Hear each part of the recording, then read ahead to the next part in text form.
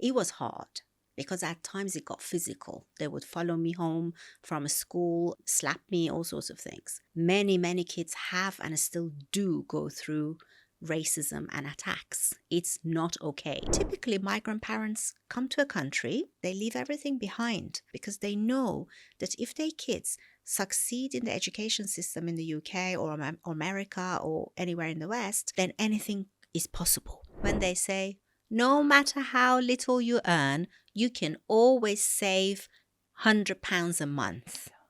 That is not true. One of the Migrant Leaders mentees did say, I want to become the best investment banker London has ever seen. He said, my dad is a taxi driver and my mum is a housewife. And I thought, good on you. Go and be the best investment banker London has ever seen. Do you know there are tens of thousands of corporate people who feel really lonely? I actually want to help Britain. I don't want to help any other country. I want Britain to be competitive. I want this country to grow. Wow. In a world where people seem to be entrenched in their identities, their national identities, in a world where we seem to be pulled in a polar way, you're either black or you're white, you're either with us or you're against us. I think it's really wonderful that you and I can have this conversation, both of us being migrants, immigrants, call it what you want, who came to the UK from challenging circumstances, but different circumstances. And I think for those who are listening or tune into this, we won't only uncover how traumatic it can be for a migrant, the challenges that they face. We're going to call out some of the narratives, some of the DEI washing, trying to get your insight, Elham, into what you feel society should be focusing on now, corporate should be focusing on. Thank you. I'm so pleased to see you again, Sanjiv, after 20 odd years when we started our executive MBA together at Warwick. Gosh, it's been that long. It has. It has. It has, because for me, the exec MBA was when I was at GE, working as a financial controller at GE and doing the executive MBA on the side in the evenings and weekends. And it was pre-children. That's how I know it has been at least 20 years, because my daughter is in her first year at UCL doing maths. Wow. Time flies. Time flies. Time flies. For me, getting onto an MBA, getting into Warwick, was something I never believed I could do. Having had the journey I'd had up until then, setback after setback, not fitting in, I kind of felt thrilled to be accepted at the time. But I think you have a very specific story about how you got into Warwick Business School. I do. I feel like saying you and I both. I was also equally thrilled to get into Warwick University because the journey hasn't been easy. Everyone knows that when I came to the UK at the age of 13, I was actually full of hope and dreams, not so much dread at all. It was all hopes and dreams, really, the Migrant Drive. I was 13 years old, and I remember I used to go into NatWest and other banks and quickly take the free leaflets that those days they had in their foyer, because those days, it was 1986 when we came. There was no internet to speak of. So for you to get quality content, you either had to pay for proper newspapers, which were actually not that quality, or you did what I did, going to banks and learn about their products and learn English. I was full of hope and dreams. And I really thought I was going to make something of myself in this country, having come from Iran, post-revolution, post-Iran-Iraq war, or during Iran-Iraq war. A lot of rhetoric about women, as you now know, in Iran. And I really thought this is the country for me to make myself someone. But by the time I was 18, I had lost everything. Even though I did very well in my education at school here, I went to 3 different state schools in 3 years. But by the time I was 18, everything fell apart because my family separated. We had financial problems, visa problems. My dad had to go back to Iran, and I had my little brother to look after. And I knew that there was only one thing that was going to be my savior, and it was going to be education. At least for me, that has always been the lever, if you like, of social mobility. I come from a very traditional Indian family. I'm sure you relate to this. Yes. the way to get ahead, as you said, was through education, qualifications, to get the right job to set you up in life. And if you didn't fit that mold, then you basically going to have to fight for the rest of your life. That was what was drummed into us. And so when my kids were growing up, and this is why I share it, I remember being told by my father, maths, physics, chemistry. My brother ended up doing medicine. Brilliant. That was perfect for him. For me, I was studying it because I had to. I had no passion for it. To be clear, I really didn't know what I wanted to do, to be honest.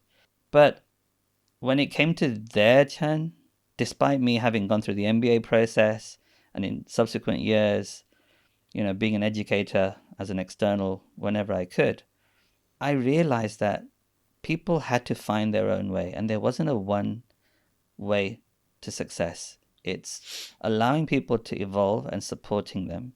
And so for my kids, they didn't fly at school. They were one of those late developers, kind of like me, I guess. But where everybody else was judging what they were doing based on, well, what university are you going to be doing? What course are you going to be doing? And all of their cousins were flying. I'm the one who went, stand back. There are other options. Don't rush. There is no race in life. And so that's where they discovered degree apprenticeships. And I know recently you've been to Capgemini. That's why I wanted to bring it up. Just last night. Because both of them ended up at Capgemini. Oh, my. And that journey of a degree apprentice has been fantastic for them. I'm not saying it's the only way to success, but horses for courses, I don't want people to feel that they have to conform and fit in a certain way. Yeah. You have to find who you are and develop and grow and not give up. And you've been instrumental in helping people do that, but we'll come to that later on. Mm-hmm. Let me take you back now to going to university, getting your first job, and tell us how you found that as an Iranian-born young woman in a world in the early 90s, male-dominated, no doubt. How did you find breaking into that world, and what kind of barriers did you face? When you say male-dominated environments, that never daunted me. I was brought up by 9 male engineers. Yeah, my father and 8 uncles. And I was the first child in both families. So male-oriented never bothered me. And in fact, as a young person, I felt like saying, bring it on. Because I was good at subjects that were traditionally not associated with girls, maths, physics, sciences. So I was used to that, being different. For me, the issue was practical. For example, there was a lot of anti-Iran rhetoric at that time, and there is now. Sometimes people have to distinguish between what's happening among governments and the politics of countries versus the people. Please, please, please consider the people as what they are, people, wherever they're from. I think that's incredibly powerful, and it's a message I think we really need to reinforce. Young people, Gen Z growing up nowadays, they're fed things in their social media stream that play to a narrative. And I've learned, just as you have, that meeting people as people, all of those biases, those stories that were sold about a nationality, about a culture, about a faith, are so caricatured. Yeah. And it's political and it's the media. And when you meet people as people, it's incredible how much we all have in common and how well people get on. Absolutely. And so for me, the issues, although I was scared of racism, I was scared of prejudice and biased because I had seen it at school. The odd one or two that from time to time said very nasty things. What kind of things? Oh, the stereotypical things like, what are you doing here? Go back to your country. Look at you. Look at your this. Look at your that. Scrounger. Things like that, things that they are still saying, those racist people. But compared to the lots of friends I did eventually make, I decided that actually the odd one or two are statistically insignificant. And I ignore outliers and I ignore statistical insignificant people. I look at the line of best fit. right? And the line of best fit was the actual lovely, supportive, welcoming British people. And I decided they're my line of best fit. I'm staying right here. The outliers can make as much noise as they want. It was hard because at times it got physical. They would follow me home from school, slap me, all sorts of things. But this is not a unique experience. Many kids have and still do go through racism and attacks. It's not okay. It's not ever okay. You wouldn't want your child to go through that. But that was what it was. And that's exactly one of the drivers that got me to try and help migrant children, because they're amazing. They're really amazing. My problem back then, what I saw as a very important problem, was that I couldn't put the word British on my CV. Might seem like a minor thing to you, but when those days CVs were much more prescriptive, and you were expected to put nationality, and CVs are supposed to be honest. And if I omit the nationality, they'll think the worst of me.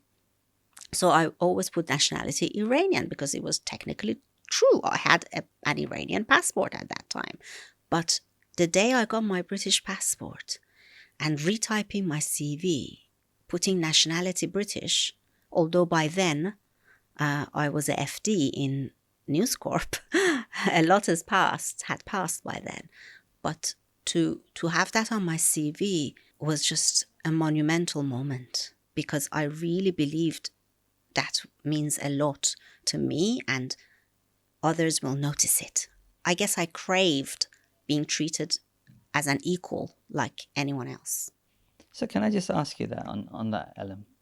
Having faced the challenges, as you've described, knowing your worth, but knowing at the same time that a descriptor on a CV that says you're Iranian would filter you out in many people's minds, would create an impression about you in many people's minds. Even as an FD at News Corp, somebody that senior, you still felt that. So yeah. And if you ask me still, would you have been prejudiced by putting Iranian on your CV? Absolutely. Now, do not be mistaken. I am Iranian, but I'm also British. I'm both. Why are they mutually exclusive? If push came to shove, of course, I support Britain, because this is the country that's made me. I'm a product of this country, and the people are lovely. They really are. You know, we've got to remember that. The British people are welcoming and they are lovely. The odd few need to be ignored. So let's take that head on. In the current economic world that we face, and I'll say world, not Britain, the same sort of narratives that were playing when I was growing up seem to be playing out again. I remember being a child growing up in the 80s where we saw record unemployment, and as an outlier, I'm an easy target. I didn't have to say I was different. My skin tone gave that away. And when people are suffering economically, as you said, it's the governments that are creating this. But it's people use an easy target, if you like. You're different. You're taking our jobs. You're taking our services. How do you overcome that? Look at their intention. The people who are saying, you're taking our jobs, you don't belong here, I do not blame them at all. Not because I'm a kind person, but because I'm a logical person. I look at logically, why are they feeling this way? Well, governments for decades and decades, no matter who's been in charge, what party, governments around the world have neglected the working class. Yeah, wage inflation is close to zero and has been for decades and decades, no matter what happens to actual inflation. Return on capital, however, is what explains the economic growth, percentage after percentage each year. It's numbers, you can't argue with it. In other words, capital pays, work doesn't. And you have to have capital to be able to make more money. Make more capital. That's this right. is the thing, right? The polarity. I mean, you hit That's that right. beautifully there. I remember post Credit Crunch. I got to put together a lecture series, which is I guess a look back on, could we see this coming? Where were we and where is it going? And I remember the numbers were horrific. The haves and have nots. Yeah. When there is a financial crisis, the average person, working class person, who make up the economy, who work diligently for an honest pay, make ends meet, they're the ones who suffer the most. I remember when financial regulation tightened up post the credit crunch. Who did it squeeze really? It squeezed the people who needed it the most.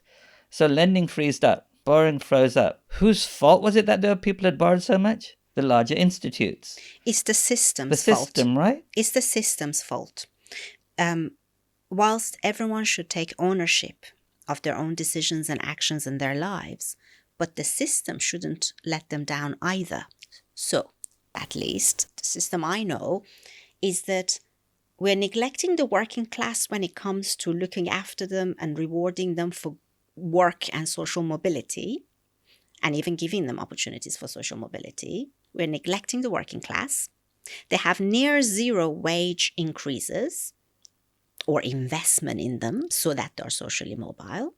And then we try and make them feel better by lending them a ton of money they can't afford. And they make themselves feel better by smoking, drinking, taking drugs, gambling, addictive things.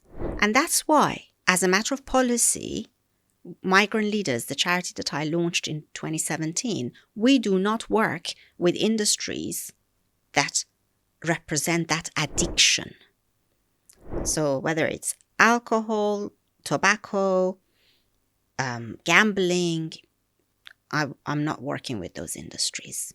Respect for those businesses, but they're feeding the bad bits of the system. And again, people may be wondering, how did I end up doing a series of talks on the financial crisis, the causes, etc.?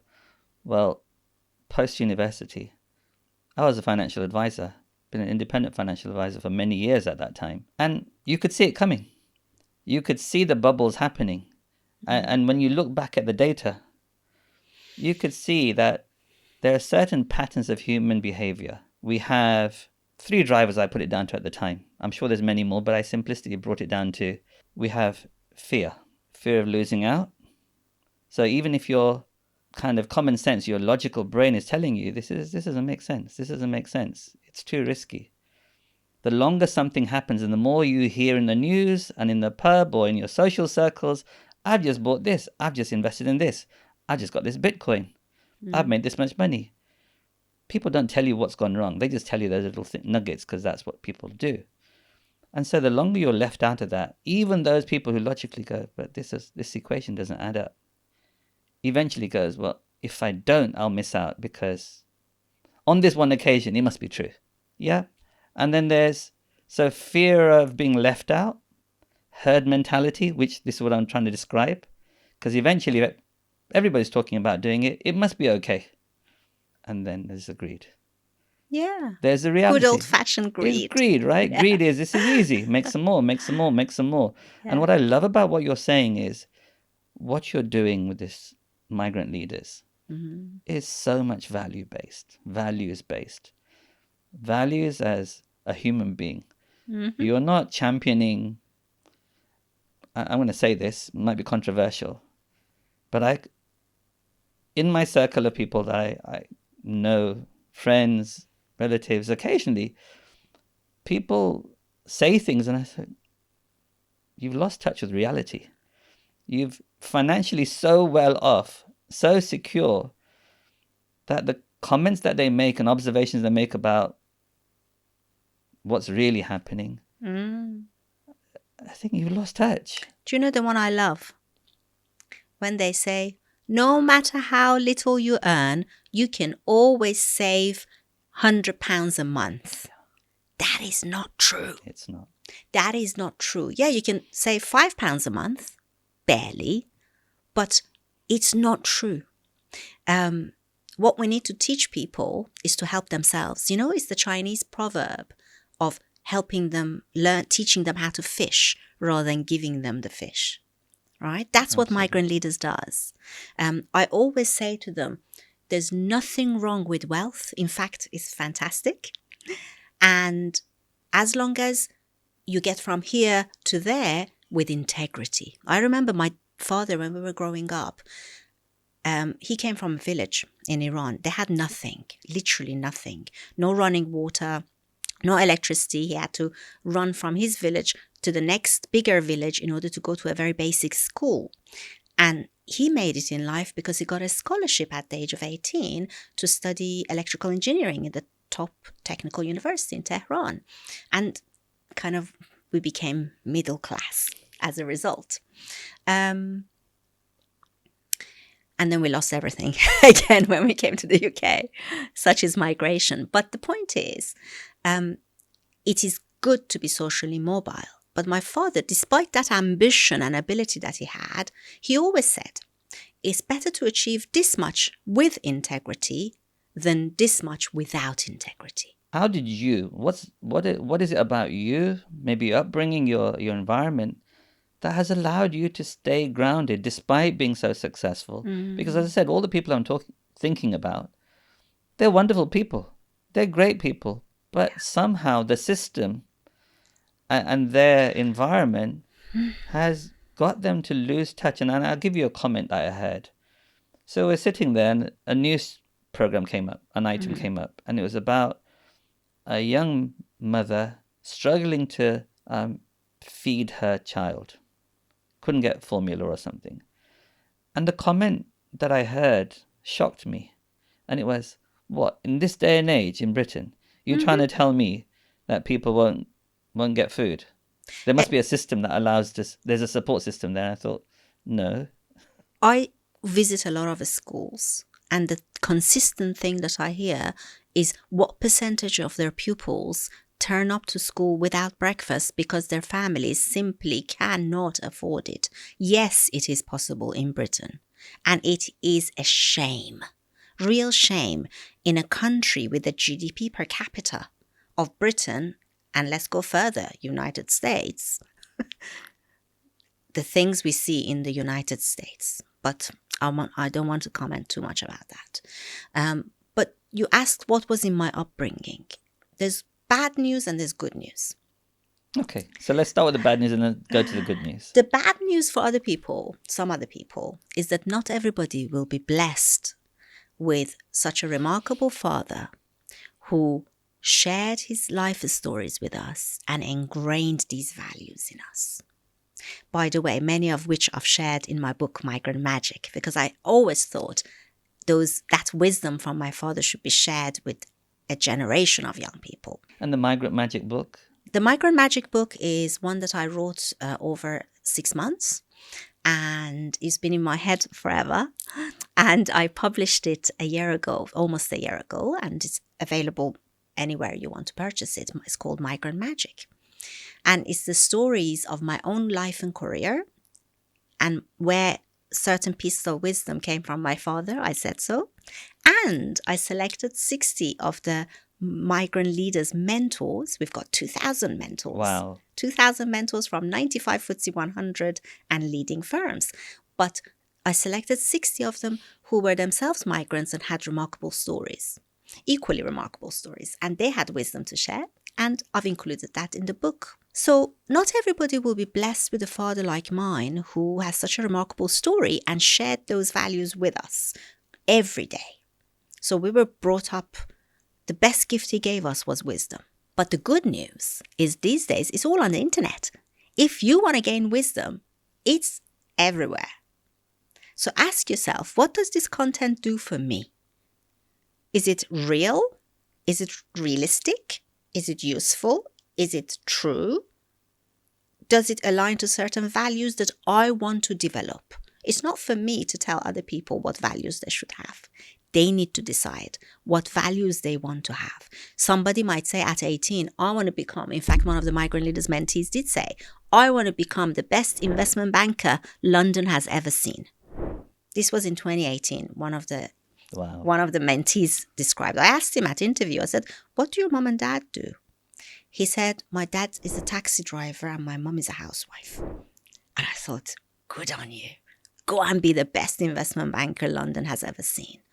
And if you ever need any introductions, you talk to me. So you're really describing being the change that you want to see in the world. I found myself in situations, whether it's in an organization, managing teams, where you have discord, where you have human behavior that might not align with what you believe. And when people have approached me as individuals describing this, I said, look, all I can say to you is start with yourself. That's all I do. I can control me. I can't control everybody else. And if you consistently keep doing what you do, then your area of influence will be influenced by it. And you've got to be mindful to be self-aware, take that reflective piece on yourself, and sometimes make it regular. I make it a regular practice to, some people call it mindfulness, meditation. But in our culture, right? In our culture, this ability to stand back and put the ego on one side, something my dad taught me, and then just look, and then go, okay, am I tuned in? Am I tuned in? And then realigns. So you're changing the world in a way, and I love that you're not judging people. That's something that's shining out through this conversation. You accept that all of these things, wealth is not a sin. Being wealthy is not a sin. Making lots of money is not. What you do with what you get can benefit not just your family, but this thing about, again, with migrant leaders, you're using everything that you've learned and benefited from to pass it forward, play it forward, if you like, and help others. Yeah. So, I mean, that's beautiful. All I can say is do it with integrity. So when I say wealth is good, there are certain skeletons of a framework that they must adhere to. They've got to pay their taxes. They've got to respect the laws of the country. They've got to be kind and respectful to everybody. Because the effect we have on somebody, for the little bit of enjoyment someone gets, having a go at someone, get some kind of satisfaction, believe me, the damage to that someone is 100 times. So the maths doesn't add up. It's just not worth being unkind. So, whatever their objectives, it's not for me to say what their objectives or values should be, but do it within a certain framework. And to me, the framework is pay your taxes, be kind, share your learnings, share your knowledge, and be honest with people. And, that's pretty simple. It's pretty simple. And if only everybody applied that to life, life would be easy. But it's not for me to dictate that. If I see that someone doesn't apply these principles, I run a mile. I will not be friends with them if I see those signs. And the older you get, growing old is brilliant because you can see the signs. Absolutely. If I see signs of those things in someone, I don't want to be their friend no matter what is in it for me. I certainly don't want to do any business with them or work with them. I don't care. They can dangle $1 billion. There's no way I'm going to work with them. It's just not worth it. If I see the signs, I run a mile from those people, but I don't resent them for being the way they are, because whatever logical or illogical mechanisms they have in their own minds has led them to be the way they are. That's up to them, but I'm not working with them. Again, that's a really profound message for people putting foundations down for their life journey. One of the things I remember hearing for years, and I still don't like it, but it's a reality, is that what doesn't break you makes you. And I've had that kind of life where challenge, setback, success, setback, challenge. And I've kind of I've accepted that life, you're born with a deck of cards. And that then how you play them is up to you. You take ownership, responsibility. And sometimes you get some very tough choices. So I remember going back to my MBA journey. And I was a successful, wealth advisor, lovely home, family, everything set up. But part of me was going, well, there's all these reasons I want to stretch myself, challenge myself, expand my brain. And that led me to a journey where I ended up at Warwick Business School. I'm rather like you. I got interviewed saying, okay, you don't fit the profile. So tell me why we should let you come in. And Actually, if you don't fit the profile, you should ask for an interview because that's your only differentiator. you actually did that, didn't you? I did. You did. They rejected me. And And they were right to, because I was only 25 and I insisted on the exec MBA rather than full-time MBA. I was far too young and inexperienced for it, but I really wanted it.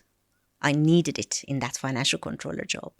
so, but the thing is, I'm going off a tangent slightly here, but people ask me about things like this. So should I do an MBA? Should I go and study this? And I said, look, it depends what you want out of it and what you can bring to it as well.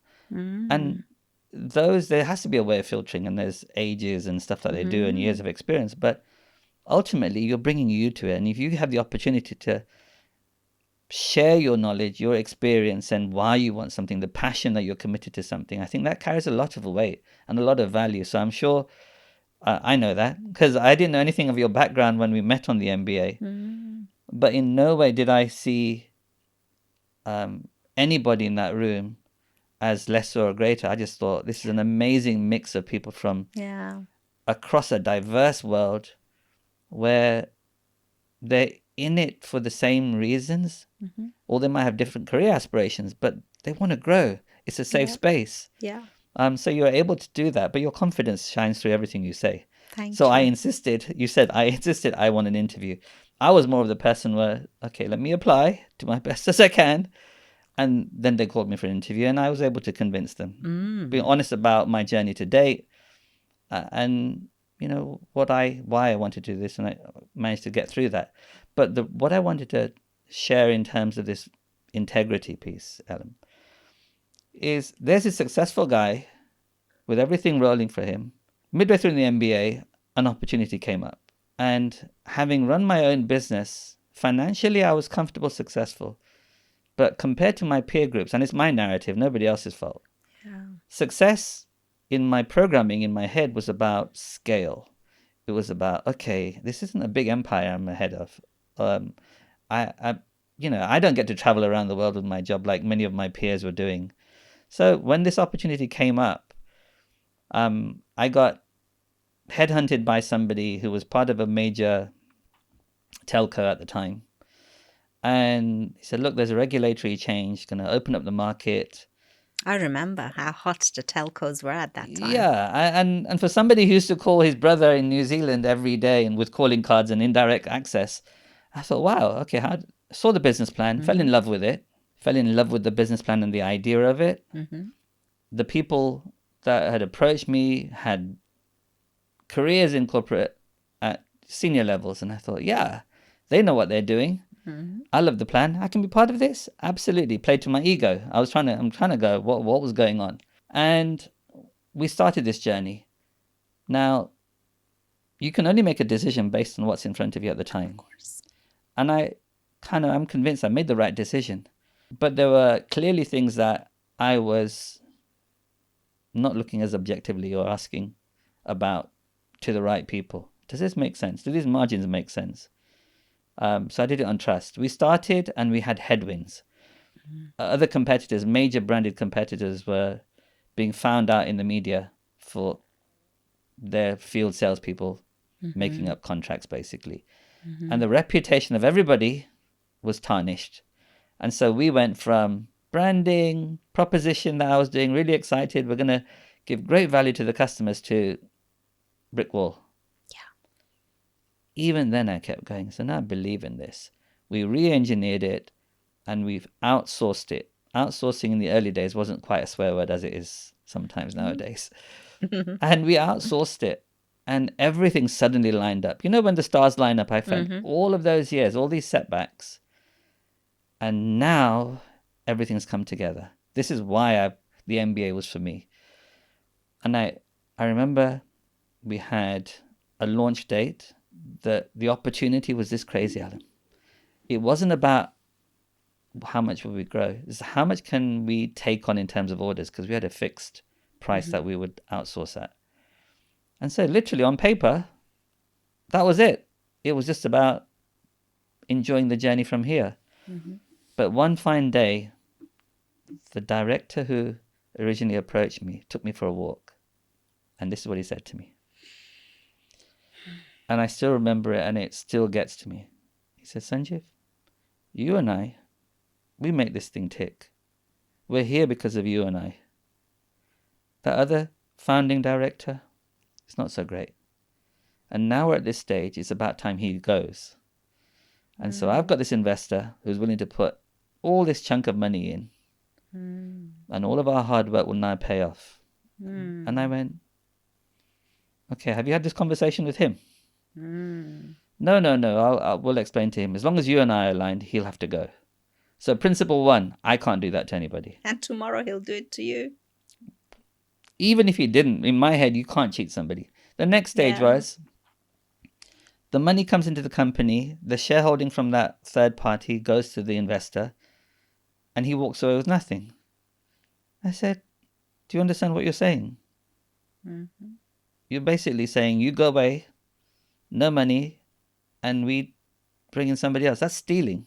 That's robbery. How do you even justify that? He said, well, that's how businesses work. That's how big businesses work. And I went, it may well do. I don't know, because I can't say I've been there. But I can't allow that to happen. And that led to, a period where he kept trying to charm me. And then he finally put an ultimatum down. Either make this happen, otherwise I'm going to do everything I can to bring the business down. Now, Elham, by that stage, I'd worked harder than I'd ever worked in my life. I'd maxed out my credit cards. I'd kind of got myself into the biggest level of debt that I had ever been, just to get to this stage. And just when everything was taking off, all I had to say at that moment was, turn a blind eye, sure. No. And I didn't. No, I'm so proud of you for not doing that, because I know it's easy to say, but these are the moments that people show their true characters. What do they say? Evil happens when good men do nothing. That was the moment. I'm glad you didn't, because obviously it wouldn't have been a fair thing to do. But also this individual would have, I promise you, would have used the dagger behind your back against you one day as well. Absolutely. In Persian, there's a saying, there's a proverb for many things.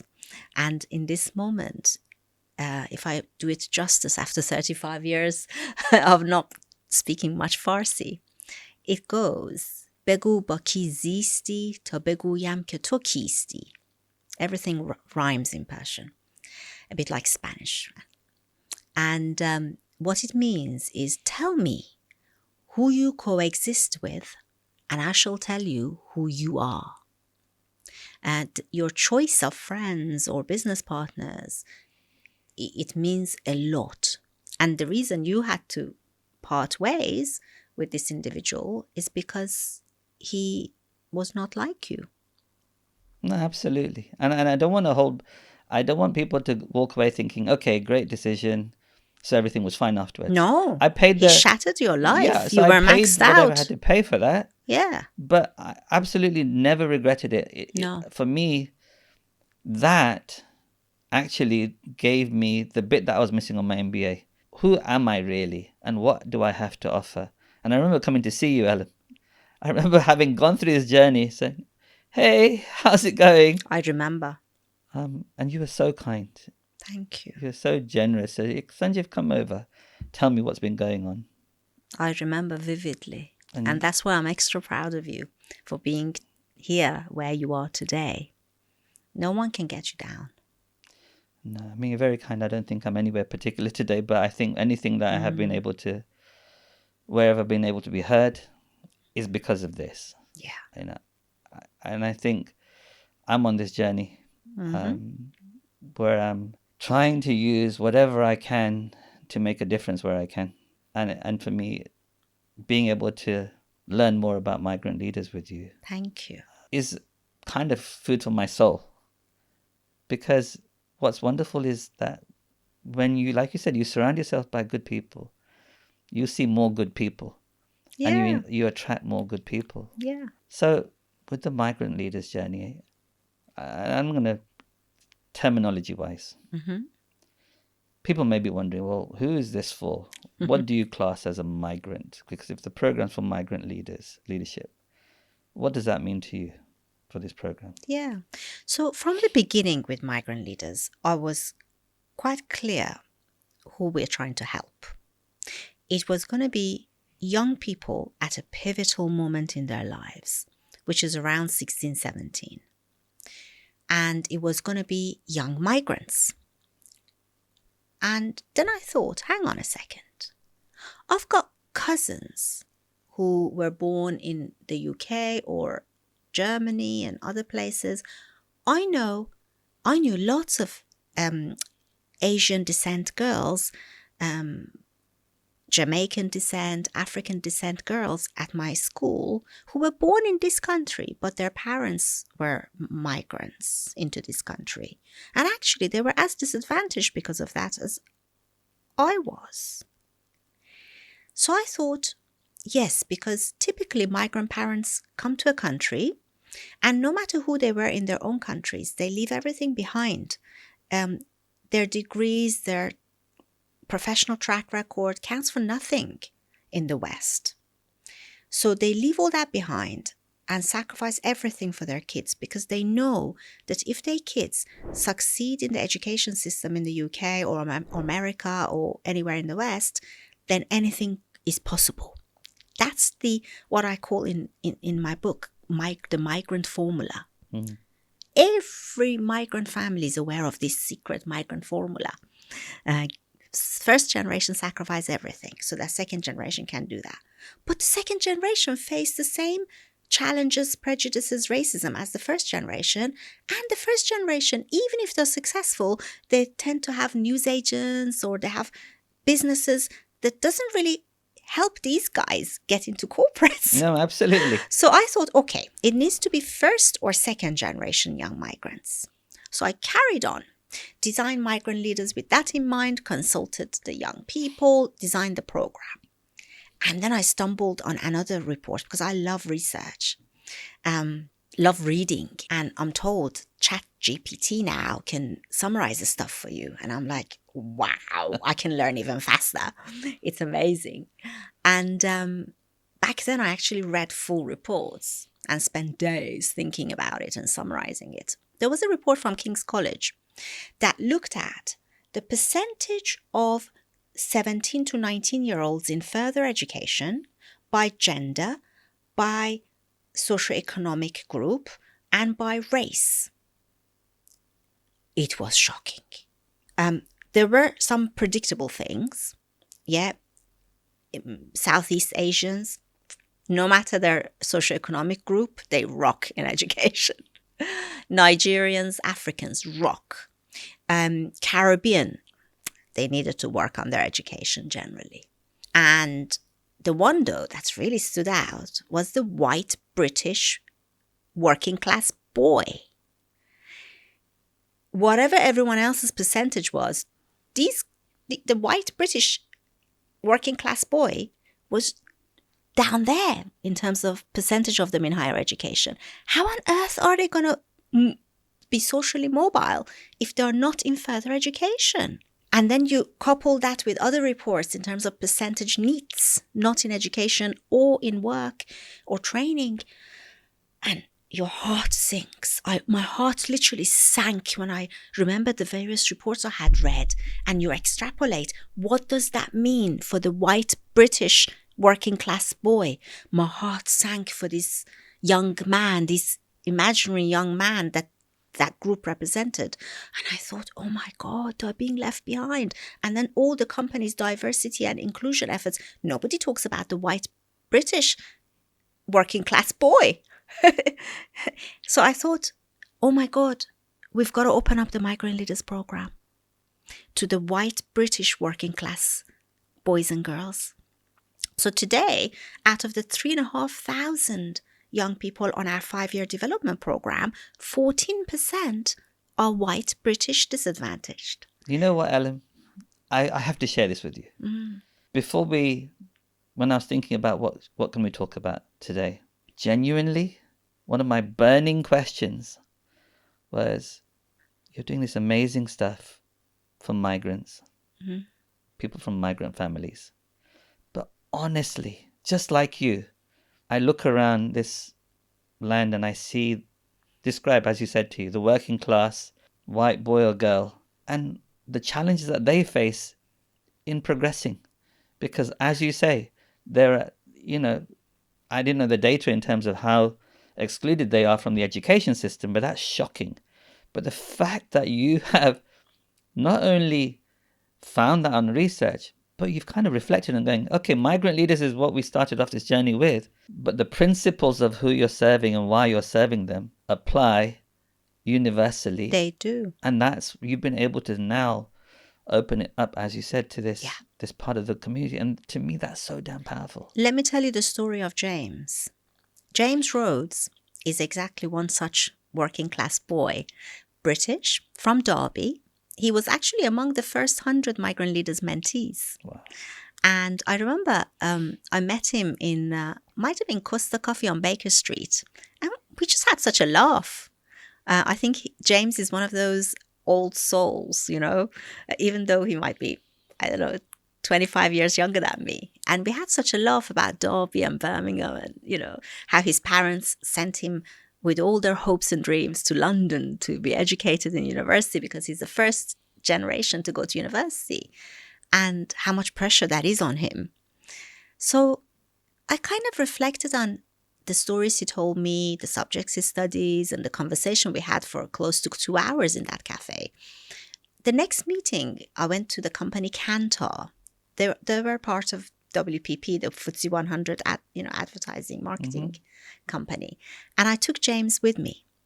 And predictably, when we came out of the meeting, he said, "Oh, Elham, this is the dream employer for me." I'll never forget his words, the dream employer for me. I said, "Why do you think I took you?" Wow. Why do you think I took you? Now, James, since then, this was like 7 years ago, he graduated from university, got his graduate job in Kantar. He's now a director. You're kidding in me. Kantar. Honestly, he's gone beyond and faster than I thought he would. My God. There are so many stories emerging from migrant leaders like this. So many. I'm so grateful that we're having this conversation. Because what it does, at the heart of it, it breaks through the noise and the divisive narrative. Amazing things can happen if you apply values, principles, objectively, and engage in a practical way, because that's what you've done. You've created a practical way to empower, mentor, and create avenues for accessing, breaking past their trajectory, if you like, breaking through the glass ceilings. But you're doing it at scale and outside of the labels. So as I say, it's Migrant Leaders program, but really it's a leaders program for those underrepresented or those who don't have the social connectivity or environment around them that perhaps more privileged people do. And that's not criticism of privileged people, it's a reality of the world. It is what it is. And privilege is not something to shy from. I never said I want to push aside privileged people, because I always said being prejudiced against privileged people is also prejudice. Yeah, we need a combination of people at work, right? What I always said is I want to bring to Migrant Leaders mentees the privileged classes have had and always have had. I bring to them my connections. I vouch for these young people who we get to know very well, because every applicant gets their application assessed, evidence checked, their GCSEs, and interviewed by me and my team. Every applicant. We are kind of like interviewing cells at the moment. And we are scaling up, actually. So we're ready to take on more applications from young people across the UK. And really by, I would say by 2027, we should be close to 10,000 young people on our program. There's no reason why not, because I'm an operations person. I've spent 25 years turning around underperforming operations in companies. So I know where the numbers will land. We can handle 10,000 mentees. And I'm every day meeting 3-4 companies every day to recruit more mentors. I keep seeing your updates on LinkedIn. Oh, that's just the tip of the iceberg. But even that, I honestly have to say to you, Elham, I'm going, you have something special about you. Not really. No, genuinely, there's something special about you that, so everybody has connections, I guess, to an extent. But there's something special about you and the way you are that companies will open their doors and listen to you. And not only will they listen to you, but what you have to say actually resonates with them in a practical way. And you're doing this at tremendous scale. Like you said, the number of companies and the sorts of companies you are able to access and then take your mentees into for taster days, for experience, for access into their careers that way. I mean, I don't know how you do it. I'll share with you how I do it. It's very simple. First of all, when I was 18, 19, I read all of Michael Porter's books. Had a profound effect on me about the value chain and how we can add value. I take that approach with every meeting. I kind of suss out, how can I add value to this individual and their company? Commercial value. Follow the money, right? Look at their self-interest. There's nothing wrong with self-interest. Any system or requirement that asks people to go against their own self-interest is, first of all, not fair. Second of all, human evolution doesn't support that. So look at what are they interested in, what's in it for them commercially, and give it to them. Is it talent they want to hire? Is it working with a charity? Makes them feel good about their company, about their organization. There is value everywhere, right? We've got to know what it is. So Michael Porter's books really helped. Michael Porter, the marketing... the management writer, Michael Porter. Brilliant books. It was Competitive Advantage and the Comparative Advantage of Nations, if I remember right. I read it almost 27 years ago, but it had a profound effect on me. Really, it affected the way I see things, processes, value. The other thing that happened was a moment. It was just a momentary conversation with one of the patrons of the Migrant Leaders charity, Rene Carayol. He is amazing. He is a Fortune 500 CEO coach. What was his name again? Rene Carayol. Rene Carayol. And he has an MBE from the Queen for his services to management and leadership. Rene was one of the people who became a patron of Migrant Leaders very early on. Very early on. I met him at a conference networking event in LSE, and I went straight to him. I said, I've got to tell you about Migrant Leaders. And he became a patron, and he still is. In one of the talks that Rene did to our mentees at one of our Migrant Leaders events, he put me on the spot, the way I love Rene does, you know. He was talking about his book, Spike, how to find your natural strengths and then do the jobs that you're naturally good at. Don't just think about yourself as a collection of development needs and what you're bad at. And I totally subscribe to Rene's thinking on this. So he put me on the spot in front of all the mentees and Anglo-American professionals who were hosting. And he said, what do you think is your key strength, Elham? And straight away, I say things like analytical skills, because I was good at maths and science, decision-making, I'm very decisive. I said something about, what else did I say? Communication skills. He said, no. And I said, oh, okay. I said, all right then, Rene, what do you think is my key strength? He said, trust. Trust. You instill trust in you. People believe you. And I had never seen it that way because I thought it's a given. Of course, you're supposed to be honest. Of course, my dad always said reliability. My dad always, with his, finger pointing, reliability. If you say you're going to do something, you do it. No excuses. Come hell or high water, you deliver on what you said. And we lived in our family life by that. So I realized, oh my God, this was so part of our DNA from childhood. I never saw it as a strength. This is your superpower. Yeah, trust. So I really took that on board. I thought, you know what? I'm going to leverage that. If these days I meet 5 companies a week, I'm going to make appointments to see 15 companies a week. If this is what I'm really good at, I've got to scale it up.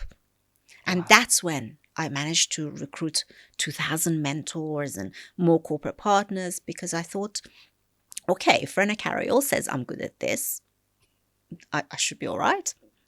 Wow.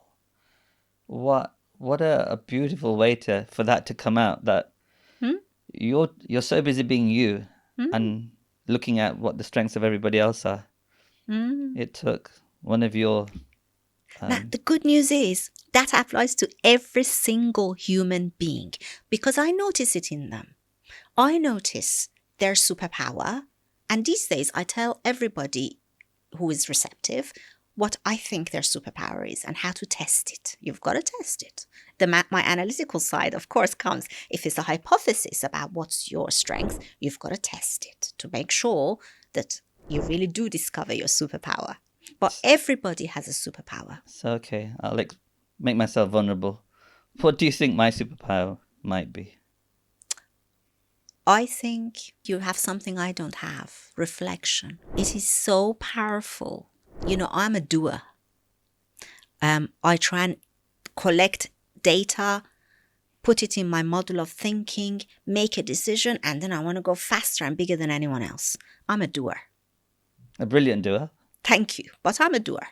You're someone who reflects. If I want someone's opinion about something, I'd come to you because you think well. Thank you. I will think on that. I will reflect on that. You see? Thank you so much. No, again, I have found myself genuinely spending so much of my life being that sounding board. We do it, right? All of us do it in the family. You'll find somebody in the family who becomes that one person to go to. And I'm sure kind of like you, that's kind of what I've been doing. And it becomes natural. And then you do it for more people, and everywhere else you get the opportunity. Yeah, sure. But I love that. I mean, I'm going to come to you after this, by the way. Oh, thank you. I genuinely would love your help. But I think it's important for me as much as anybody else to say, look, we all need a safe space where we don't have to have the answers. And if we're too busy, I find myself sometimes like that. So the person I reflect with quite often is myself, because finding that safe space and that time, but it's important to find that. I've learned that through my key moments in life, the key test moments, and part of me getting involved as a mentor. I remember early days, I was ringing you to say, hey, Elham, we've got this Warwick Business School mentoring program on the steering committee now. How about it? And you went, but we've got this thing. Can you join me? And I'm going, damn, I'm already committed to this. So there was that sliding doors moment. I could have easily have been part of this Migrant Leaders, and maybe there's a way I can... You're always welcome. We'll find a way, absolutely. But for me, there's a commonality. The reason I remember standing there at the first induction, where the founding chair, Peter Summerfield, an amazing human being, who saw something in me, because having been through all of these tests, if you like, and come out going, yeah, this is exactly who I am. I don't need to pretend to be anybody else. And he saw that in me, and I remember him taking me under his wing and championing me, where he said, right, I want you to share at the induction your experience and why you feel it's a great idea to be a mentor. And I went, nobody's ever asked me that before. So I said, what do I say? He goes, just be you. And I remember replaying the tape of, sure, I was doing my MBA, had some really challenging business experience, like a roller coaster. And looking back in that rearview mirror, if I'd had a safe space, somebody outside of my normal bubble, we all have them, right? It's our family, it's our work colleagues, it's our social group. But somebody outside of that non-judgmental, where I could just be honest and thinking, well, does this sound okay to you? Does there something? Oh, or I've got doubts about this. I've got doubts about myself. But doing that in a safe space where somebody's been through it, Yeah. and it doesn't necessarily have to be in the same career either. I've learned that as well in life, where they could have been a mirror for me, to help me observe or look in a certain place, or perhaps I wasn't looking. I may have made better choices.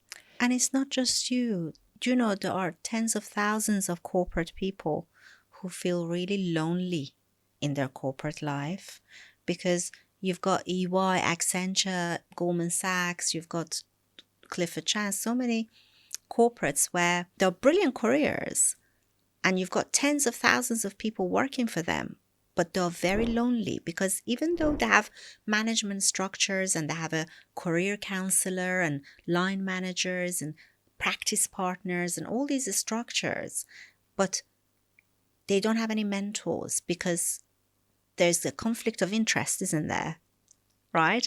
If you come in a corporate environment, if you go to your line manager or your career counselor, if you're in professional services, and you have a career dilemma, personal dilemma, there's a conflict of interest. They've got their human hat on, friend hat on, manager hat on, corporate hat on, and they are obliged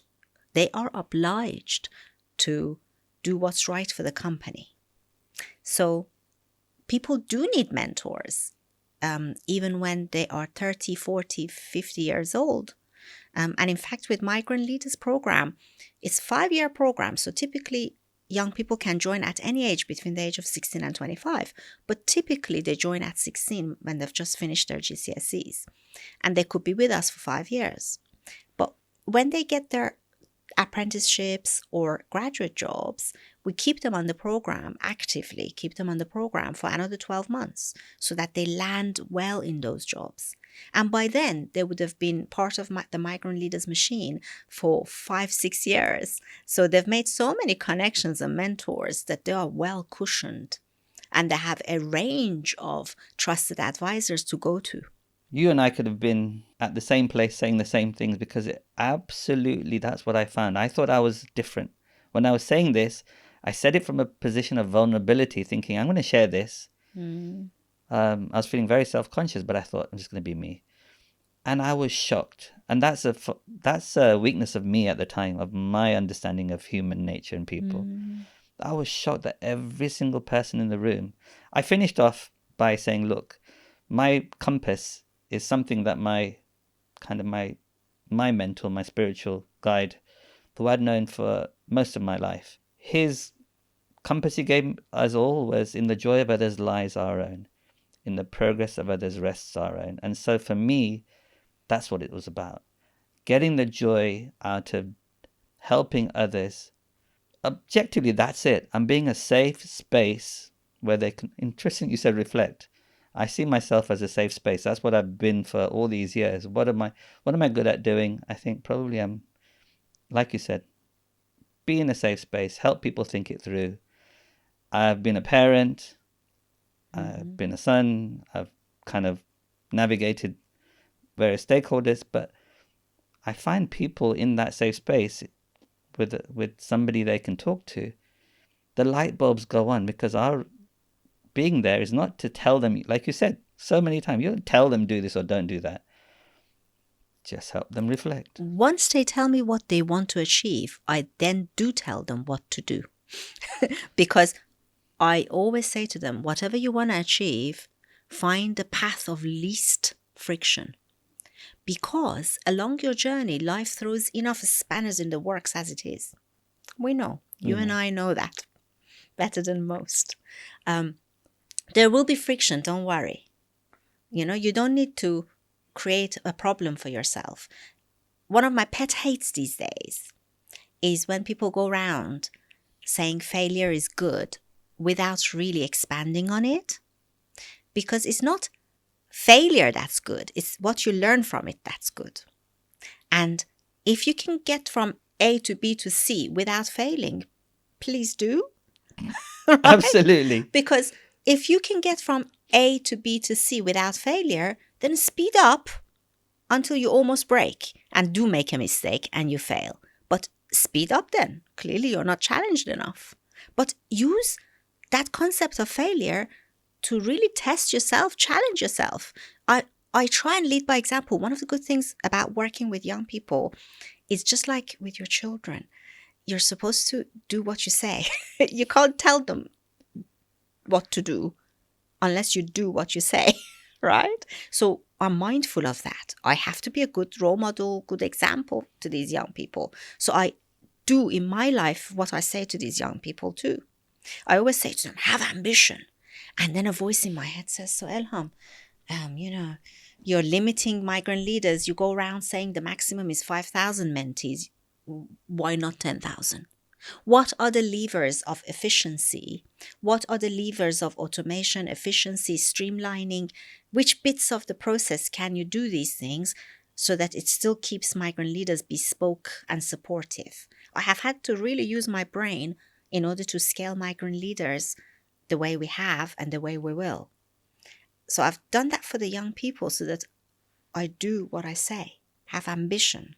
Listening to your journey and the journey you're on with migrant leaders, and the fact that it's broken out of the starting position to a much wider audience. Mm-hmm. For me, standing back, I think I can see this as something that needs to happen at scale in the UK. Mm-hmm. But I don't see why that doesn't need to happen everywhere around the world.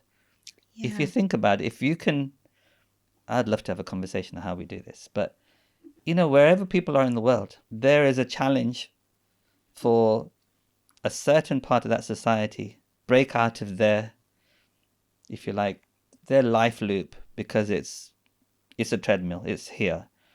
And finding ways to help them, enable them to break out of that. I think of India. I know India, as my heritage is from there. It's a really entrepreneurial country. It is. And there's a natural nature, just like I said, you and I probably, I'm sure our ancestors knew each other. Yes. Yes, right? Yeah, I'm sure. It's that cultural DNA that says, of course you're going to help somebody. Someone reaches out to you. Yeah, let's have a chat. But somehow bringing what you've got here, I can see that being able to be scaled on a much bigger scale globally. We've thought about it. Oh, you're kidding me? No, absolutely. Tell me. I thought about it with my Migrant Leaders team, not because I wanted to or initiated the thought. It's just that a lot of these corporate partners we work with, we've got 2,000 mentors from 95 FTSE companies, Fortune 500 companies, leading firms. 25 or so are official corporate partners. Lots of them have come to me to say, could you do this in America? Could you do this across Europe?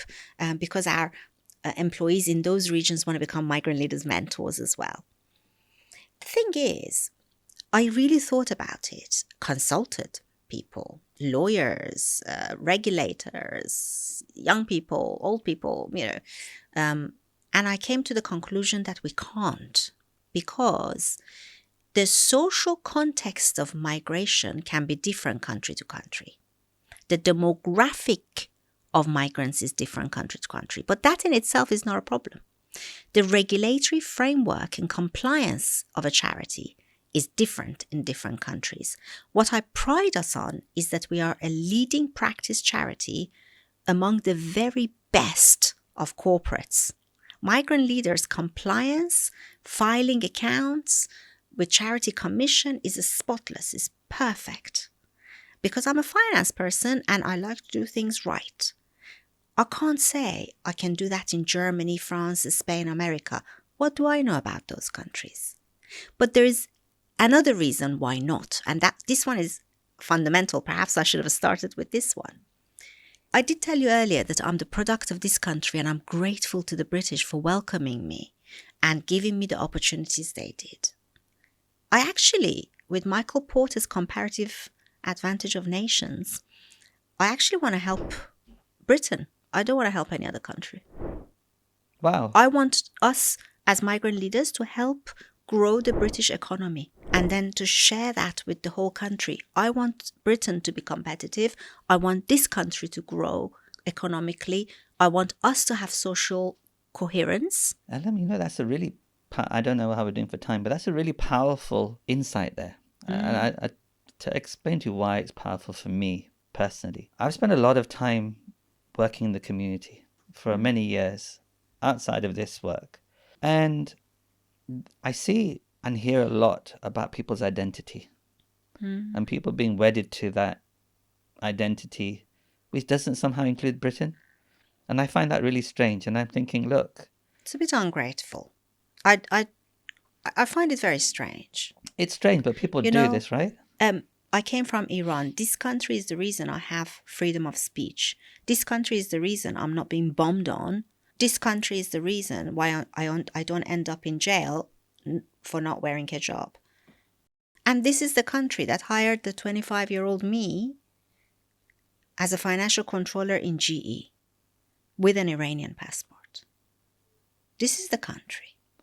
So let me ask you directly then. Let's speak to the people who, I guess, don't integrate so well in this country. I mean, people are, for me, it's natural, like you, to integrate. So it doesn't stop me being of Indian heritage, proud of my I'm culture. Iranian. Yeah, so you can be proud of your culture and heritage. I'm very proud of but it.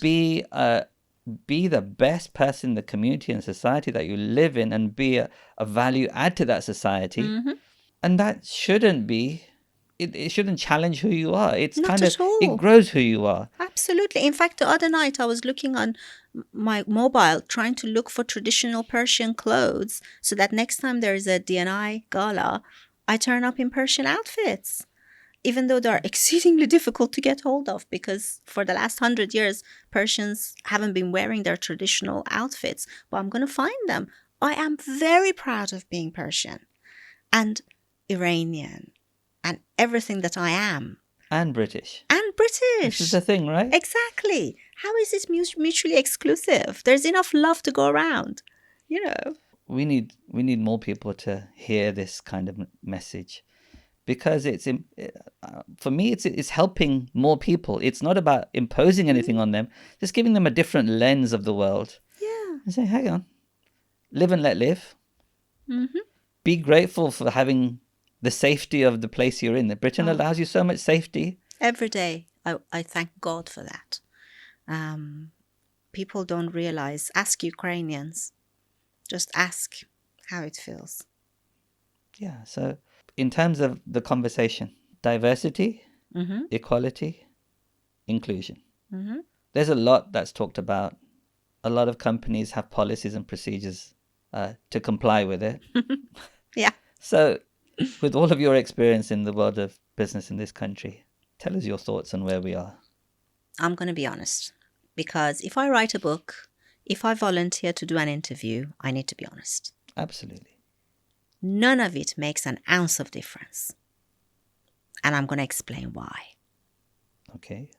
Because where diversity and inclusion is done as a branding exercise or tick boxing exercise, or putting in place policies and procedures which actually behind closed doors are not adhered to, who is measuring? Who is measuring which promotion decision or which stretch assignment was given to a minority? Which policy is going to police that? None of that adds any value. Michael Porter all the way. Okay? So, having said that, diversity and inclusion done the right way can add massive profits to your bottom line. Take it from a finance director. Yeah? For goodness sake, follow the money. Don't tell me you want to do diversity and inclusion because that's your company culture and you're such good people. I am not interested. Yeah? As the Americans say, they're right about many things. Some things at least. Talk is cheap. Show me if you believe in diversity and inclusion. Please don't give me slogans. And policies and procedures never achieved anything. They should have it, but they need to do it as well. Behind closed doors, they need to actually do it. It means when a high earner, some sales guy or girl who earns lots of commission and brings money to the company but bulldozes through everybody, how do you deal with their performance review? But if I watch that person getting promoted despite them bulldozing through everybody, destroying lives, but making good money for the company, and they get promoted, I don't give a damn what your policies and procedures are. Because that tells me everything. And guess what? It's not just me. You don't even need a financial head to work that out. Every human can work that out, whether someone means it or not. We have evolved. Our survival depends on sussing people out, right? I'm nothing special. What I'm saying is companies should follow what is in their shareholders' interest. Diversity and inclusion can go directly to the bottom line. Add a ton of profit if you use people like me and you to make money for them. Let us in. Let us help you make money for you and for us. Yeah? Follow the money. So I'm not interested in their slogans. I'm not interested hearing about their policies and procedures. I take that as a given. That they have values, they have a purpose statement, they have policies and procedures. But I look at what they actually do. And I expect them to follow the money. There's nothing wrong with that. Again, I can relate to that. I've been giving talks at certain places where the people who reached out to me are the champions of diversity inclusion, and they talk about their CEO being a real champion about this. Great. And I'm like you. There's no point in me being there if I'm not going to be honest. Mm-hmm. And I'll ask the dirty question, which is, okay, look, tell me how this feedback loop works, for example. Mm-hmm. If you're reporting to your line manager, Mm-hmm. the person or the people that you normally report to, and you find that you want to call something out or something isn't right, Mm-hmm. is that really going to be reported up the chain to make a difference, even if the CEO wants to? So in terms of culture of an organization, Mm-hmm. what kinds of things can you share that might help companies break out of that short-term resistance? Because it's an easy one, right? Like you said, someone's earning them a lot of money, getting them the contracts, doing this, or someone's been there a long time. They're too difficult to deal with because the questions are challenging about the culture. You see, what they've got to realize is that the person earning them lots of money in their sales number has the visible part of the commercial value they clearly bring, but the invisible part of the commercial value they destroy is greater.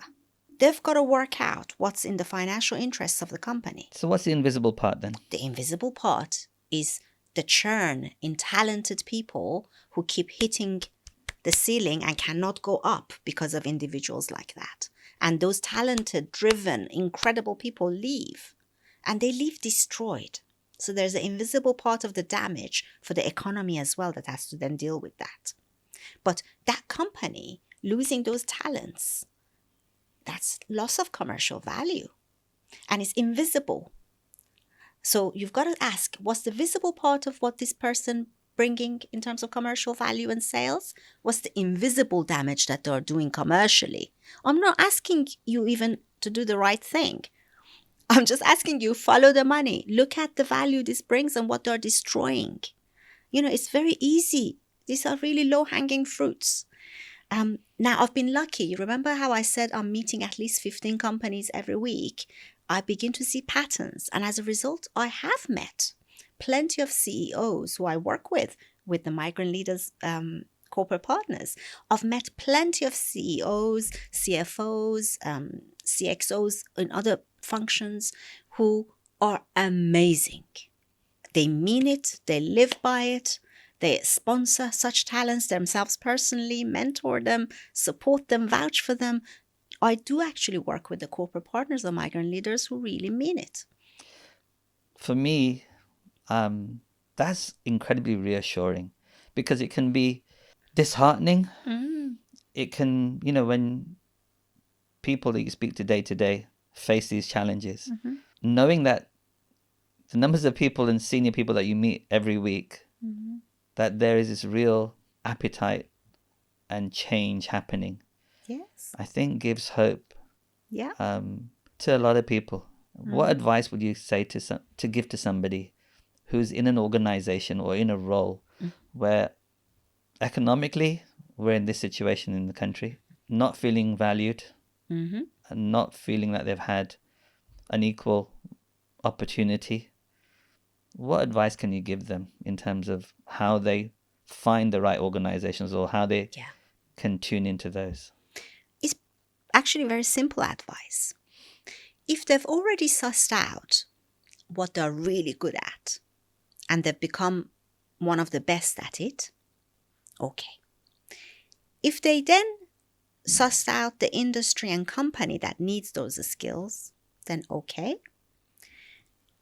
And if the company they're in is then of the kind of people who are supportive and you have shared values, then those three components exist and you're in the right place.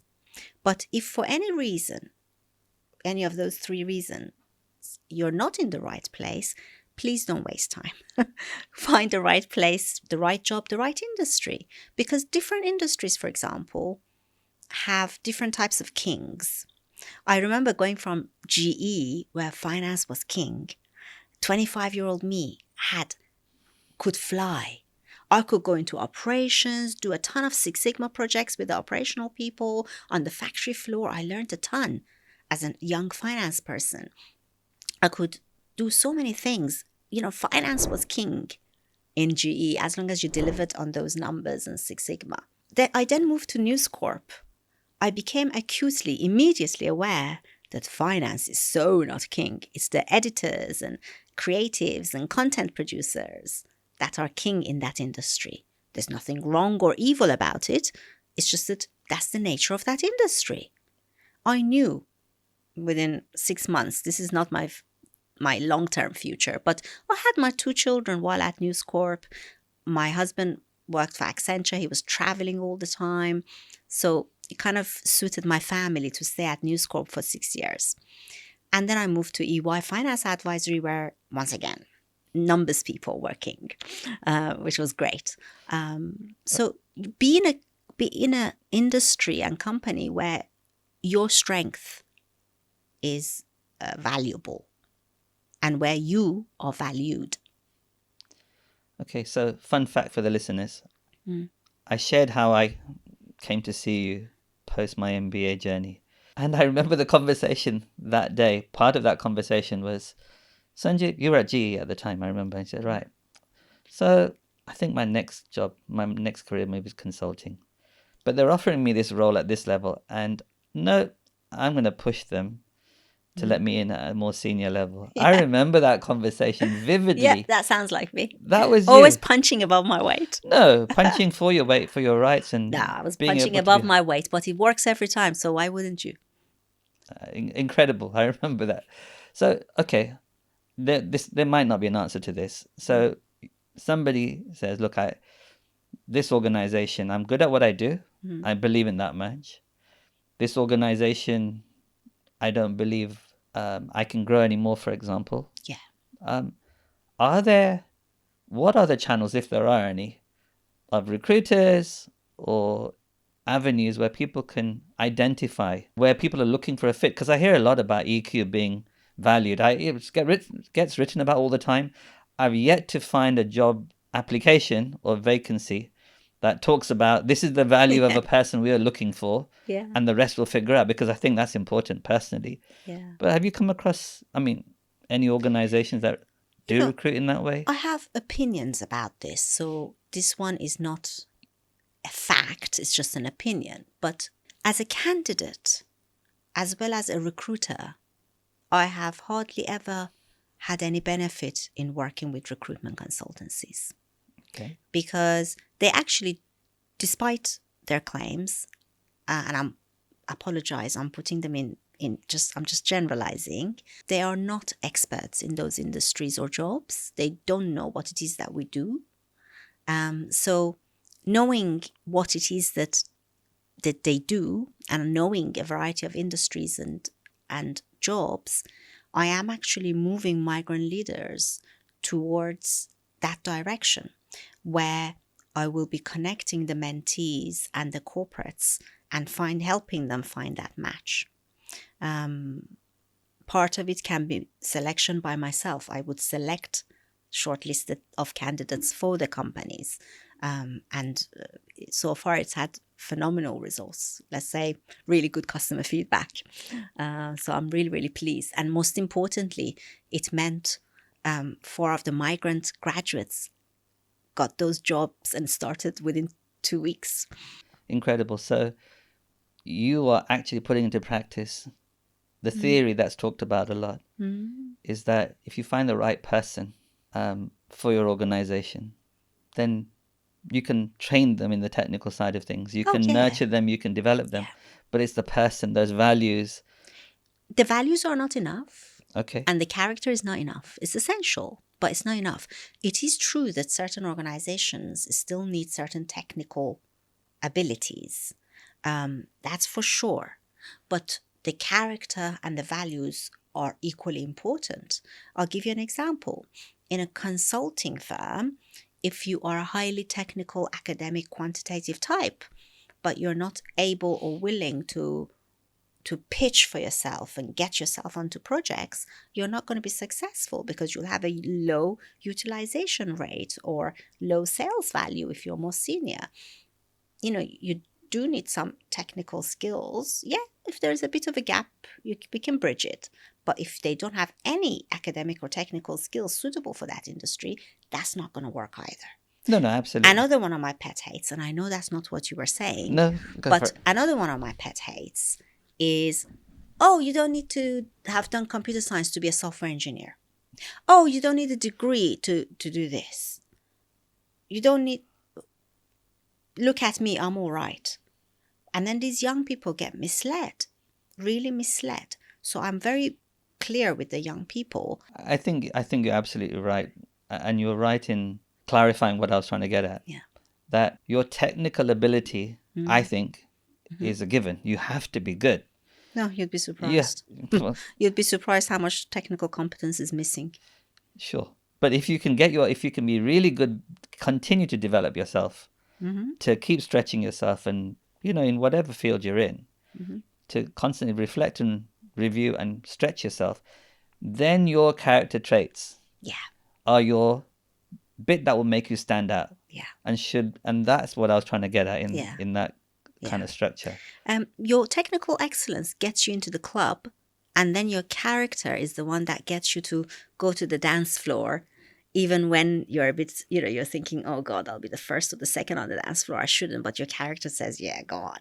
I love it. It's that character that makes you do remarkable things like that. But to get into the club, you need to have those basics. So I say to the young people, study hard. It does matter. But people who want to know more about migrant leaders, who want to try and maybe even apply to be a mentee on this program, because it sounds phenomenal. Thank you. How do they find out more, Ellen? It's very easy. They go on our website, migrantleaders.org.uk. So migrant leaders, one word, .org.uk. They apply to become a mentee.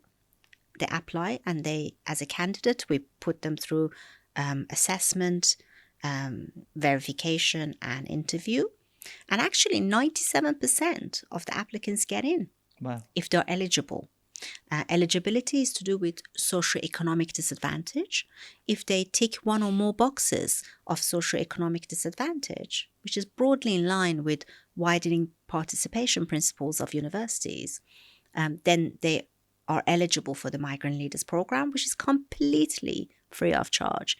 Even though it costs us about £700-800 per mentee per year to deliver this program, we provide it completely free of charge.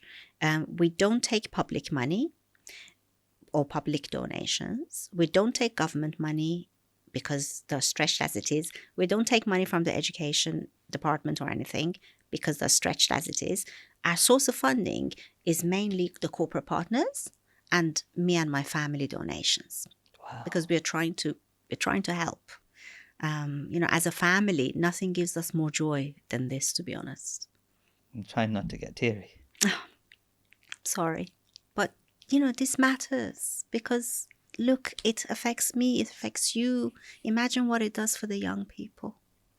And what I love is they come to me and they say, I know we are not on our own.